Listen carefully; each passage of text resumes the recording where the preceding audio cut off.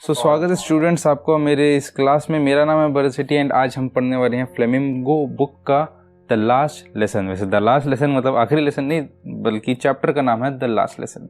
तो चलिए स्टार्ट करते हैं। स्टार्ट करने से पहले मैं करूँगा थोड़ा बहुत ऑथर की बात, क्योंकि बुक में सबसे पहले अबाउट द ऑथर है। Alphonse Daudet was a French novelist and a short story writer. तो ये जो किताब लिखी गई है वो अल्फोंसे दाउते के द्वारा लिखी गई है, जो कि थे एक फ्रेंच नॉवलिस्ट, यानी फ्रेंच में वो कहानियाँ लिखते थे और शॉर्ट स्टोरीज लिखते थे, और ये भी एक तरीके से शॉर्ट स्टोरी ही है। Last lesson is set in the days of the Franco Persian war 1870 to 1871 जो कि लड़ी गई थी। तो 1870 to 1871 ये तब की बात हो रही है कि हिटलर के पैदा होने से भी पहले की बात। 1889 में हिटलर पैदा हुए थे और पर्शियन और फ्रांको वॉर लड़ी गई थी 1871 में, in which France was defeated by Prussia, led by Bismarck. Prussia then consisted of what now are the nations of Germany, Poland and parts of Austria. ठीक है, तो प्रशिया जो था एक देश था जो कि बना हुआ था जर्मनी, पोलैंड और कुछ ऑस्ट्रिया के पार्ट से मिल के एक देश बना हुआ था, जो कि बाद में ऑफकोर्स बंटवारे हो गए होंगे उन देश के। तभी इतने 3 देशों में वो डिवाइड हो गया देश Prussia. In this story, the French districts of Alsace and Lorraine have passed into Persian hands. Read the story to find out what effect this had on life at school. तो अब वही है कि अब प्रशिया ने इन्वेड कर दिया है एंड काफ़ी हद तक जीत चुकी है फ्रांस को। तो अब फ्रांस का जो स्कूल की कमांड है, अब वैसा तो है नहीं कि इंडिपेंडेंटली चलने देंगे उनको स्कूल फ्रांस की, अब वो भी जो प्रशिया है वो ही चलाएगी, वही सबको देखेगी। I started for school very late that morning and was in great dread of scolding. तो यहाँ पे लेखक अपने बारे में बता रहे हैं कि वो स्कूल बड़ी देर से उठे, बड़ी देर से निकले, तो उसे लग रहा था कि अब तो उसे डांट पड़ने वाली है। ड्रीड का मतलब फियर, तो उसे बहुत डर था डांट पड़ने के लिए। Specially because M Hamel had said that he would question us on participles. और लेट तो थे ही थे, लेकिन उसे ये भी डर था कि अब एम हैमल यानी कि जो उनके टीचर हैं, लेखक के टीचर, कहा गया था कि अब पार्टिसिपल पढ़ के आना फ्रेंच के। And I did not know the first word about them. और लेखक ने बिल्कुल कुछ नहीं पढ़ा था, जैसे कि हम करते हैं जब बोलते हैं ये चीज़ पढ़ के आना, हम बोलते हैं हाँ हाँ, और अगले दिन बस मौज मार के आ जाते हैं। For a moment I thought of running away and spending the day out of doors. तो पहले तो लेखक को लगा यार छोड़ यार स्कूल वूल क्या, मैं बाहर आराम से मौज मस्ती कर लेता हूँ यार। It was so warm so bright, the bird was chirping at the edge of the woods and in the open field back of the sawmill the Prussian soldiers were drilling. तो बहुत ही अच्छा, मतलब गर्म मौसम था, हल्की धूप आ रही थी, मतलब सब कुछ अच्छा लगा था, चिड़िया चहचहा रही थी। वैसे तो वो बात अलग है कि पढ़ाई के टाइम पढ़ाई के अलावा सब कुछ चीज़ें अच्छी लगती हैं। और एक खुली फील्ड पे सॉमिल होती है जहाँ पे बड़े बड़े लकड़ी के बागड़ों को काट के छोटे बागड़ में कन्वर्ट किया जाता है। तो पर्शियन सोल्जर वर ड्रिलिंग, तो वहाँ के सोल्जर्स जो थे वो ड्रिल कर रहे थे, सावधान। It was all much more tempting than the rule of participles. Of course सब कुछ टेम्पटिंग लगता है पढ़ाई के टाइम, पढ़ाई के चीज़ को छोड़ के। But I had the strength to resist and hurried off to school. तो बट फिर भी लेखक ने मतलब टेम्पटिंग ऑल दो लग रहा था, लेकिन उसे लगा था कि हाँ मेरी जिम्मेदारी है स्कूल जाना की, तो मैं स्कूल चले ही जाता हूँ। When I pass the town hall there was a crowd in front of the bulletin board.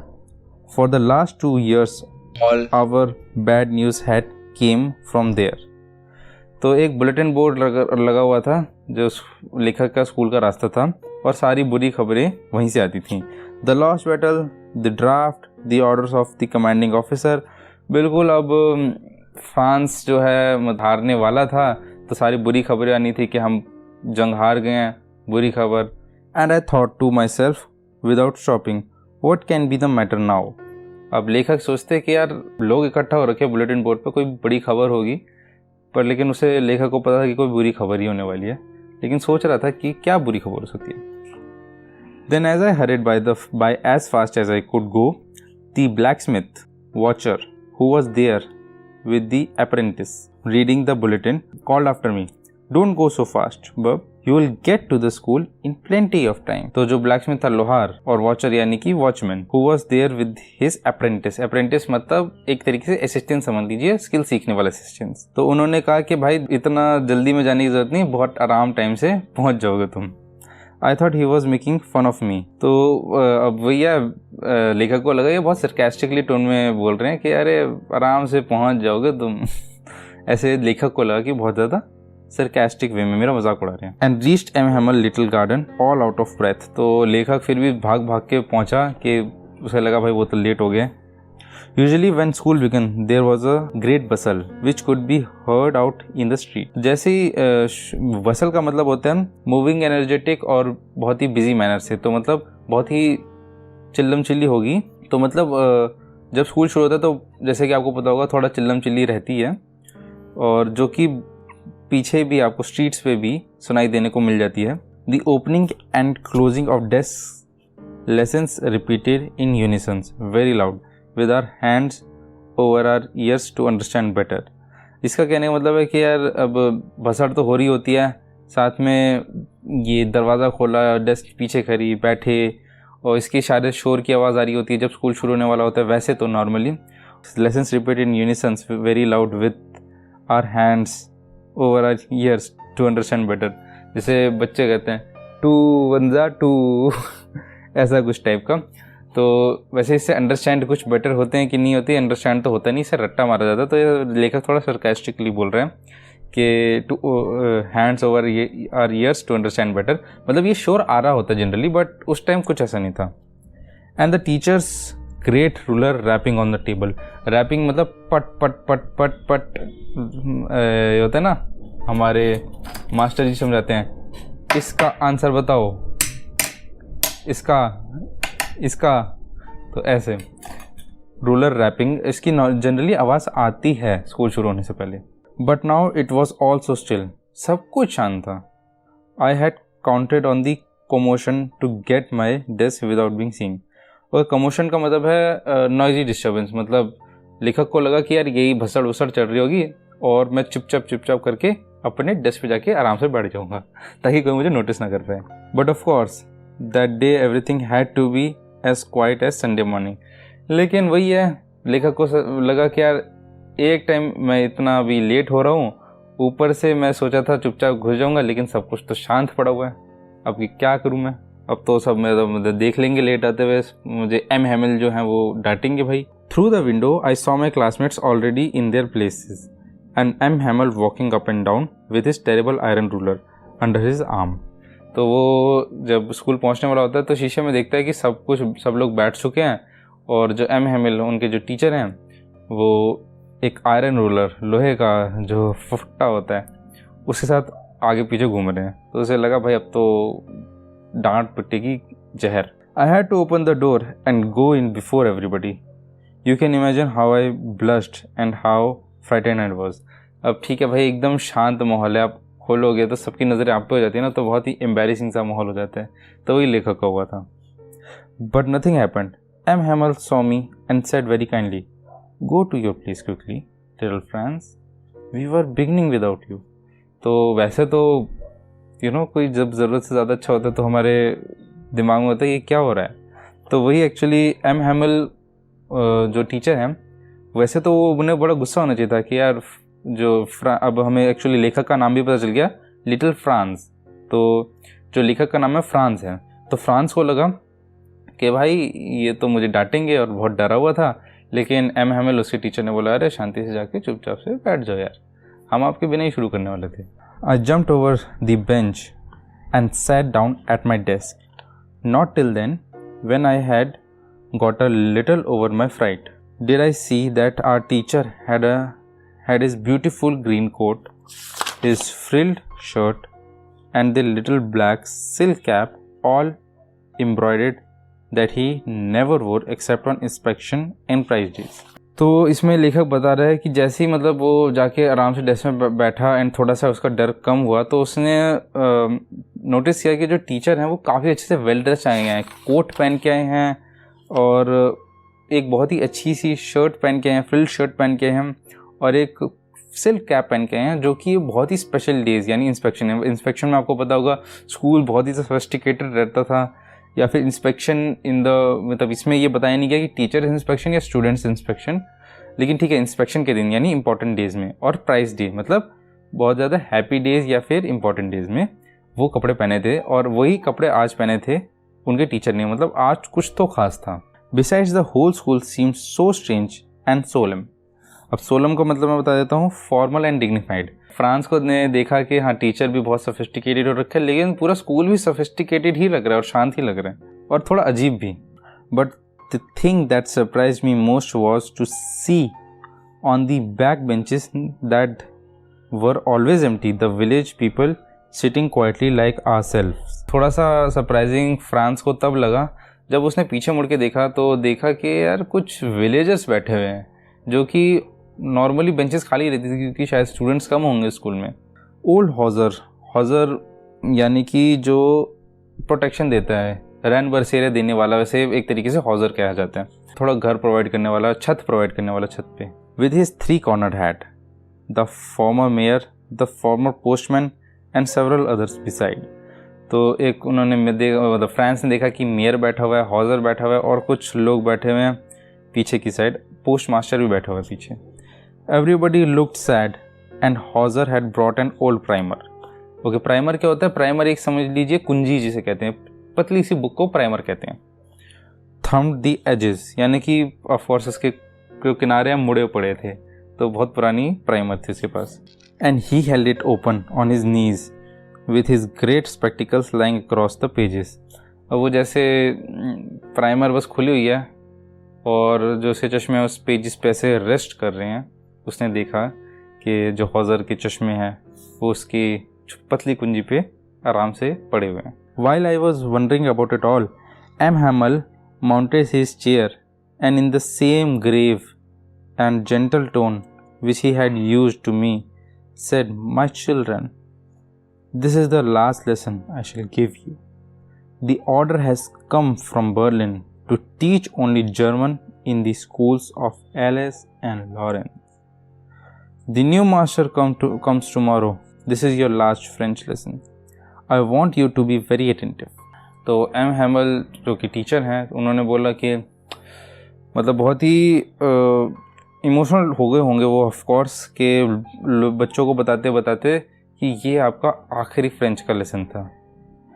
अब के बाद से ऑफ कोर्स क्योंकि प्रशिया जो है वॉर जीत गई है, तो अब वहाँ पे फ्रेंच नहीं पढ़ाई जाएगी ऑफ कोर्स, क्योंकि किसी भी आपको इंसान को हराना है, उसके अंदर से देशभक्ति की भावना ख़त्म करनी है, तो पहले उसके देश की भावना ख़त्म कर दो। अब आप समझ लीजिए कि एक जो लैंग्वेज होती है आपकी, वो खाली आपकी भाषा ही नहीं, आपकी पहचान भी होती है, आपका कल्चर भी होती है आपकी लैंग्वेज। तो अब क्योंकि प्रशियंस ने कब्जा कर लिया है, तो उन्हें फ्रेंच लोगों में से उनकी फ्रेंचनेस ही ख़त्म कर देंगे, उनके अंदर से उनका कल्चर ही ख़त्म कर देंगे, क्योंकि ऑफ कोर्स अब वो नहीं चाहते कि वो फ्रेंच पढ़ें और देशभक्त बने। अब वो चाहेंगे कि वो पर्शियन सीखें या फिर ऐसी कोई जर्मनी लैंग्वेज सीखें ताकि वो उनके लिए काम कर पाएँ एंड प्रशिया उन पर राज कर पाए। लेकिन एम हैमल यहीं पे थोड़ा इमोशनल होकर बोलते हैं कि ये आखिरी लेसन है, तो प्लीज़ इसको अच्छे से अटेंशन दे के सुनिएगा, क्योंकि अब वो सोचते हैं ना कि खाना अच्छा नहीं था लेकिन अब मिठाई तो अच्छी रह जाए, एक अच्छी गुड बाय ही रह जाए। What a thunderclap these words were to me. France को सुन के बहुत ही ज़्यादा शॉक सा फील हो गया। ओह the wrenches, that was what they had put up at the town hall. तो फ्रांस को याद आता है कि अच्छा जो टाउन हॉल पे जो नोटिस लगा होगा वो ज़रूर इस बारे में होगा।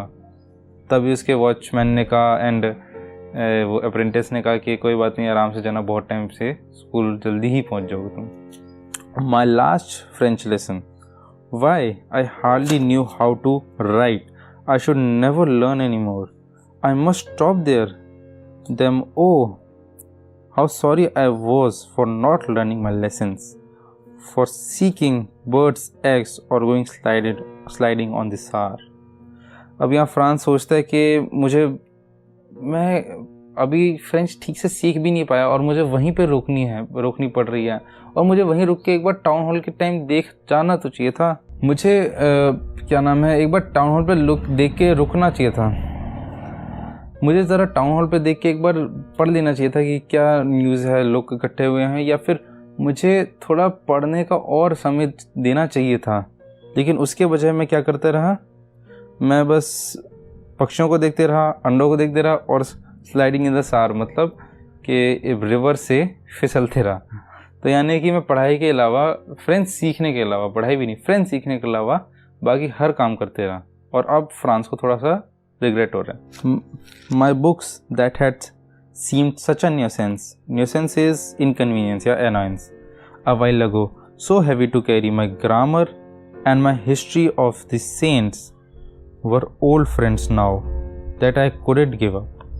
तो अब हालांकि फ्रांस ने अपनी किताबें उठा के पढ़ा नहीं, उसे ग्रामर अच्छी नहीं लगती थी, हिस्ट्री भी बढ़िया, मतलब पढ़ाई में कोई इंटरेस्ट नहीं था, लेकिन अब वो उसे लग रहा था कि वो बीता कल हो रहा है उसके लिए, क्योंकि अब वो उनसे कभी पढ़ेगा नहीं, क्योंकि वो पढ़ने ही नहीं देंगे प्रशियंस। लेकिन अब उसके पास से वो चीज़ छिन रही है, चाहे उसे उस टाइम कदर नहीं थी, लेकिन उसे अब कदर आ रही है, लेकिन अब उसका कोई फ़ायदा भी नहीं। एंड एम हैमल टू, मतलब एम हैमल मतलब उनके टीचर का भी, the idea that he was going away, that I should never see him again, made me forget all about his ruler and how cranky he was. क्योंकि अब of course books भी जारी थी, लेकिन साथ में एम हैमल उनके टीचर का साथ भी उनके साथ से ही जा रहा था, फ्रांस के साथ से। तो अब उनके सारी बुरी आदतें, लाइक वो कैसे नच्चड़े थे या गुस्सैल थे, सब भूल के उनके टीचर के बारे में, उनके टीचर की जुदाई को लेके भी दुखी हो रहा था। Poor man, it was an honour on this last lesson that he had put on his fine Sunday clothes, and now I understand why the old men of village was sitting there in the back of their room. अब France को समझ आ रहा है कि क्योंकि वो उसके master का, एम हैमल का लास्ट दिन था पढ़ाने का, तभी उसने, एम हैमल ने एकदम अपने संडे वाले कपड़े पहने रखे थे, अच्छे से तो ये रेडी हो रखा था, क्योंकि यार वो उसका लास्ट लेसन था। उसके बाद वो फिर उसे निकाल देने वाले थे वहाँ से, प्रशिया वाले। और उसे अब समझ आया कि जो विलेजर्स हैं वो उधर क्यों बैठे थे।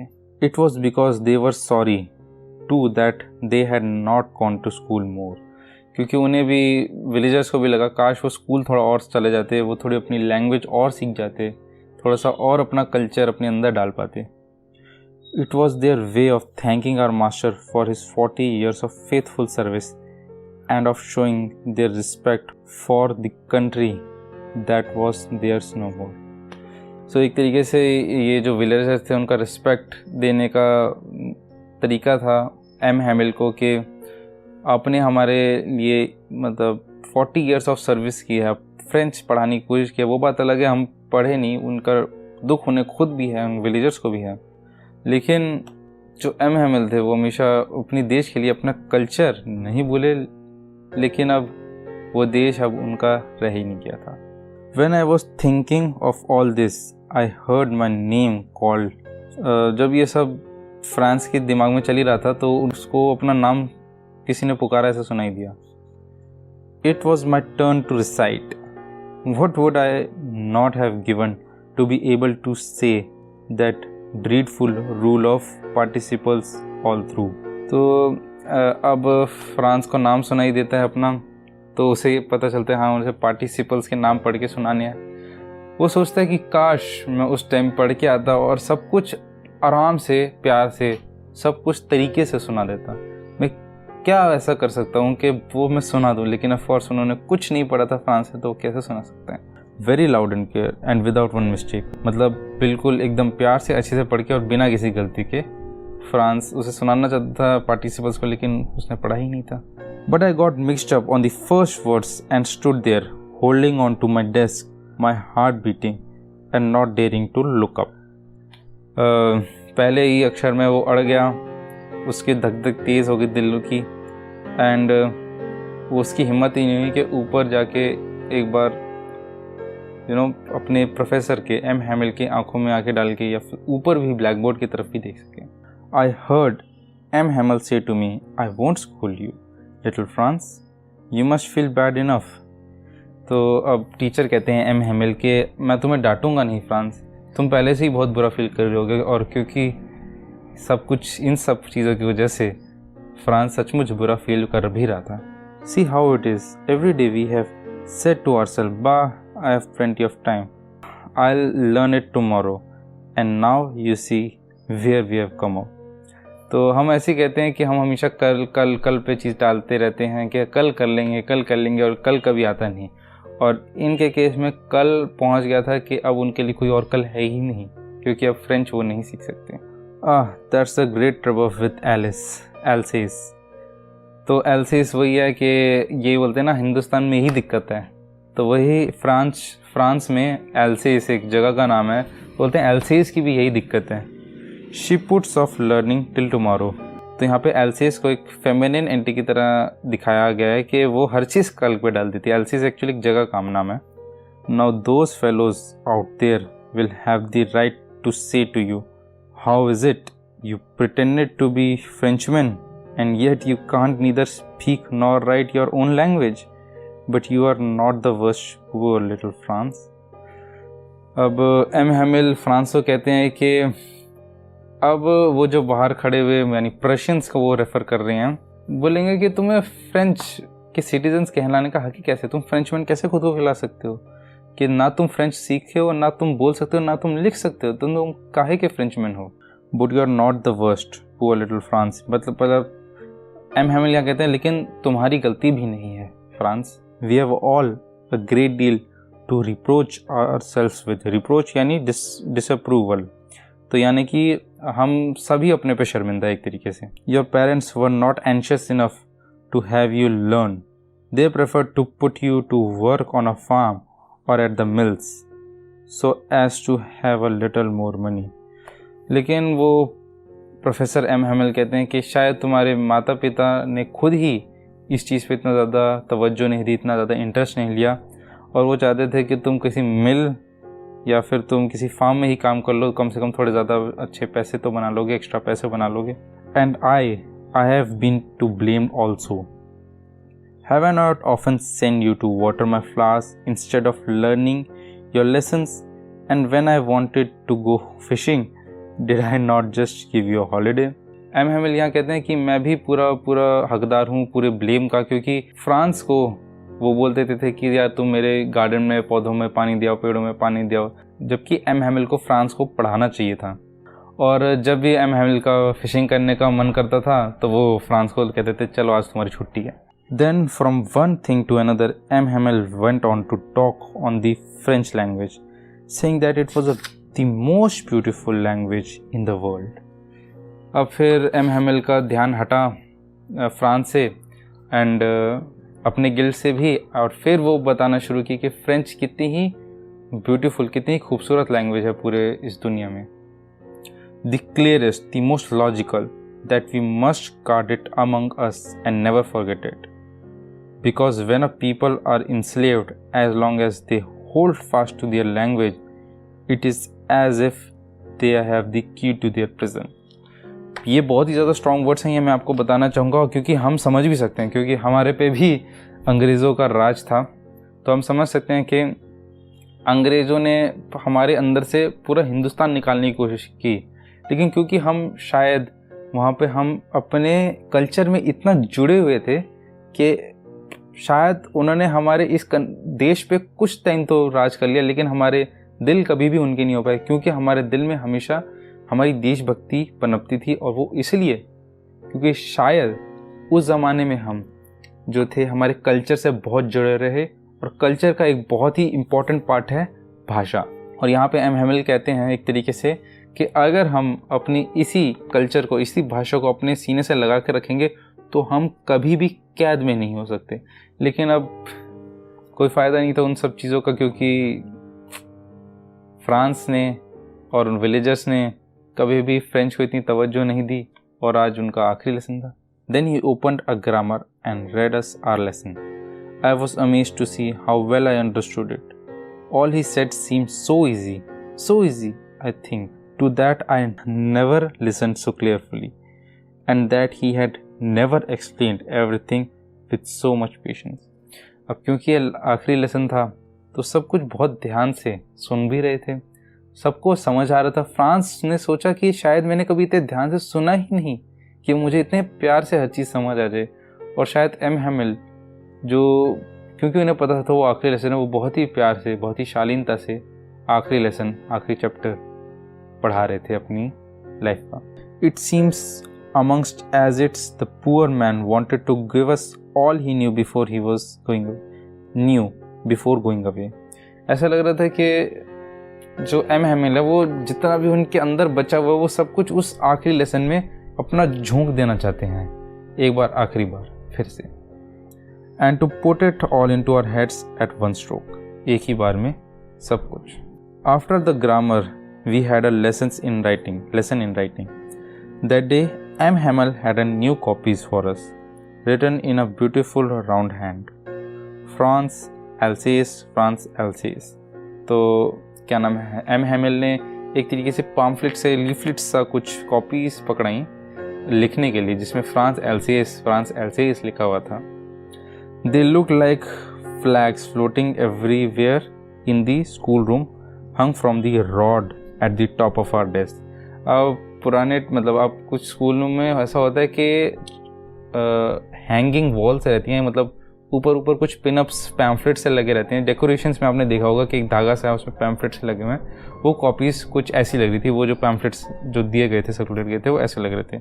You ought to have seen how everyone set to work and how quite it was. The only sound was the scratching of the pens on the paper. यानी कि सब लोग मटर गश्ती या फालतू पन्ने को छोड़ के सचमुच पढ़ाई पे ध्यान दे रहे थे, और इतना ध्यान दे रहे थे कि इतनी साइलेंस थी कि सिर्फ पेन के लिखने की आवाज़ आ रही थी उन कॉपीज़ पे। Once some beetles flew in, but nobody paid any attention to them, not even the littlest ones, who worked right on tracking their fish hooks as if that was French too। मतलब बहुत सारे Beatles, कुछ जो उड़ने वाले जीव होते हैं, वो भी आ गए, लेकिन किसी ने उन पर ध्यान नहीं दिया। चाहे वो आके उड़ के कुछ भी करें, लेकिन सब ने अपने काम पे ही काम रखा। मतलब ये अटेंशन शो कर रहे हैं। लेकिन अब आखिरी लेसन कोई फ़ायदा भी नहीं, क्योंकि वो आखिरी लेसन था, लेकिन कम से कम अब लोग थोड़ा बहुत रियलाइजेशन पे तो जा रहे हैं। On the roof the pigeons cooed very low and I thought to myself, will they make them sing in German even the pigeons. अब यहाँ पे थोड़ा सा इमोशनल मैसेज दे रहे हैं फ्रांस के। ये जो पर्शियंस आएंगे वो तो सब कुछ जर्मनी सिखा देंगे, सब कुछ जर्मन्स बना देंगे, तो क्या वो उन पक्षी, उन एनिमल्स को भी, उन बर्ड्स को भी जर्मन में ही गाना सिंगिंग यानी जर्मन्स में ही कुकिंग सिखा देंगे। तो ये एक इमोशनल मैसेज इसलिए क्योंकि फ्रांस को अब लगता है कि ये सब कुछ हमारे अंदर से फ्रेंच का सब कुछ निकालने लेने वाले हैं, और शायद ये उन बर्ड्स में भी फ्रेंचनेस हटा देने वाले हैं। Whenever I looked up from my writing, I saw M. Hamel sitting motionless in his chair, gazing first at one thing, then at another, as if he wanted to fix in his mind just how everything looked in that little schoolroom। जैसे ही France ऊपर देखते हैं अपनी teacher को, M हैमिल को, तो वो देखते हैं कि वो कितने ध्यान से हर चीज़ को देख रहे हैं, जैसे कि वो एक मेंटल पिक्चर स्टोर कर लेना चाहते हैं अपने लास्ट लेसन की, अपने लास्ट डे एट स्कूल की। Fancy for 40 years he had been there in the same place with his garden outside the window and his class in front of him, just like that। अब वो देख पा रहा था कि उसके 40 साल की जो प्रोफेसर है, मतलब फ्रांस प्रोफेसर के नज़रिए से देख पा रहा था कि मैं इधर 40 साल से ही बैठा हुआ हूँ और 40 साल से ही मैं सबको पढ़ा रहा हूँ और सब कुछ सेम है, लेकिन फ़र्क यह है कि वो उसका आखिरी दिन है।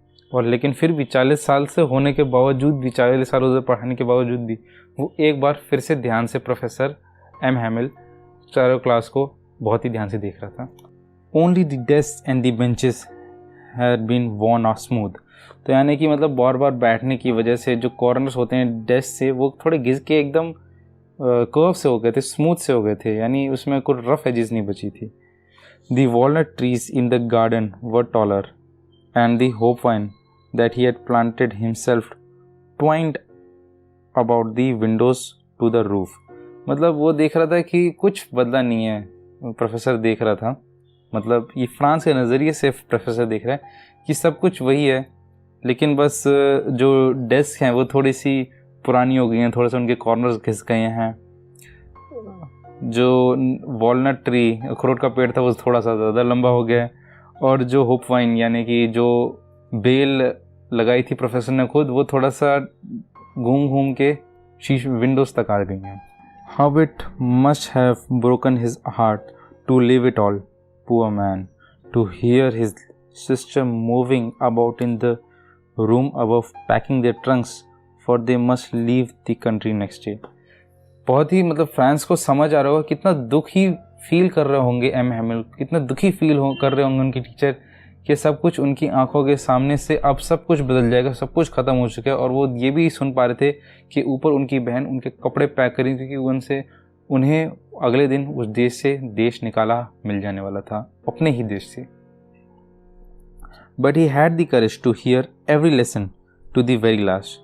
After the writing we had a lesson in history, and then the babies chanted their ba-bee boo-boo down that at the back of the room.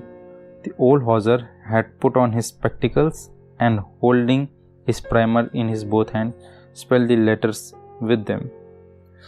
फिर अब सबका हिस्ट्री की क्लास हुई एंड वहाँ पे फिर बच्चों की आवाज़ आने लग गई, कुछ गाने गुने की भी। और वहाँ पे ही ये जो थे हमारे हॉजर, वो ने देखा कि उन्होंने कैसे प्राइमर को अपने हाथ में ले लिया है और स्पेक्टिकल्स पहने हुए हैं एंड वो कुछ पढ़ने की कोशिश कर रहे हैं। You could see that he too was crying, his voice tremble with emotion and it was so funny to hear him that we all wanted to laugh and cry. How well I remember it, that last lesson. अब क्योंकि ये France का आखिरी lesson था, France है क्या, उनके पूरे ही स्कूल का आखिरी लेसन था, वो जो हॉजर था उसकी जो वो प्राइमर से अपनी जो कुंजी से पढ़ रहा था, उसे सुन के सब लोगों को थोड़ी हंसी और थोड़ा सा रोना सबको आ रहा था। All at once the church clock struck 12, then the Angelus. अब यहाँ पे 12 बज गए और एंजलियस आप समझना चाहें तो मैं रोमन कैथलिक्स की प्रेयर मान लीजिए, एक तरीके से होती है। At the same moment the trumpets of the Persians returning from the drill sounded under our windows। ठीक है, तो अब यहाँ पे पर्शियंस की जो परेड चल रही थी वो भी ख़त्म हो गई थी एंड वो अपने ड्रिल से वापस आ रहे थे और वो देख पा रहे थे, मतलब फ्रांस और बाकी विलेजर्स देख पा रहे थे अपने शीशे के बाहर से। M हैमिल stood up very pale in his chair and never saw him look so tall. अब वो इसलिए क्योंकि फ्रांस ने सचमुच उनको सर उठा के एकदम से देखा होगा, क्योंकि सारा ध्यान तो फ्रांस का उनके टीचर पे ही था, क्योंकि सबसे ज़्यादा बेचारा वो उन्हें ही फील कर रहे थे। और वो काफ़ी ज़्यादा पेल थे, यानी कि खुश नहीं थे, उनका चेहरे की रंगत पूरी उड़ी हुई थी उनके टीचर की। My friends said he, I but something choked him, he could not go on. जो एम हैमिल थे वो कुछ बोलना चाह रहे थे लेकिन बोल नहीं पाए, वो आई के बाद रुक ही गए। मतलब माई फ्रेंड्स आई मतलब ऐसा होता है ना कि आप कुछ बोलोगे तो आप एकदम इमोशनल हो जाओगे।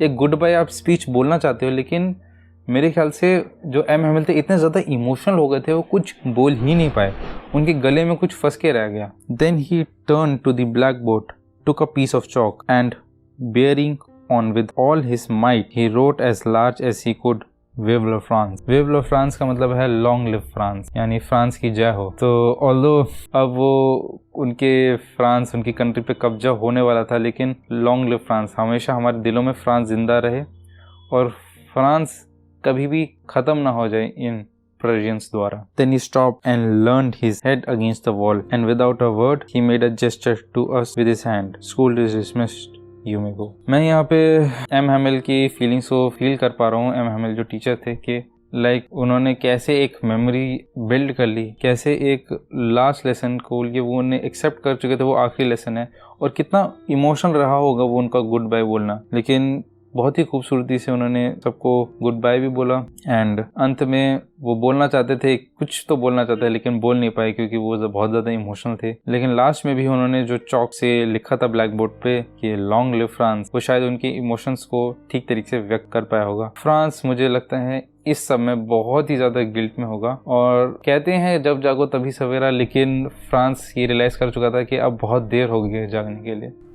तो काफ़ी ज़्यादा इमोशनल चैप्टर था, काफ़ी ज़्यादा इमोशनल लेसन था मुझे। मतलब CBSE NCERT बुक में फ्लेमिंगो सबसे पहला ही चैप्टर इतना ही हैवी होगा मुझे वैसे लगा नहीं था, लेकिन 12th में जब मैंने पढ़ा तो काफ़ी ज़्यादा हैवी लगा। होपफुली आपको ये पढ़ के थोड़ा सा बेटर इंसाइट मिली होगी, बेटर समझ मिली होगी इस लेसन की, आपको सब कुछ वर्ड बाय वर्ड समझ आया होगा। अगर आपको वीडियो पसंद आई होगी तो लाइक ज़रूर कीजिएगा। अगर आपको और ऐसी वीडियोस चाहिए मेरी, मतलब मैं सोच रहा हूँ कि फ्लेमिंगो की बाकी चैप्टर्स भी ऐसे ही मैं कवर करूँ, तो बिल्कुल कमेंट सेक्शन में बताइएगा ज़रूर। तब तक के लिए अपना ध्यान रखिए, ठीक ठाक पढ़िए, आराम से मौज भी मारिए, एंड बाय।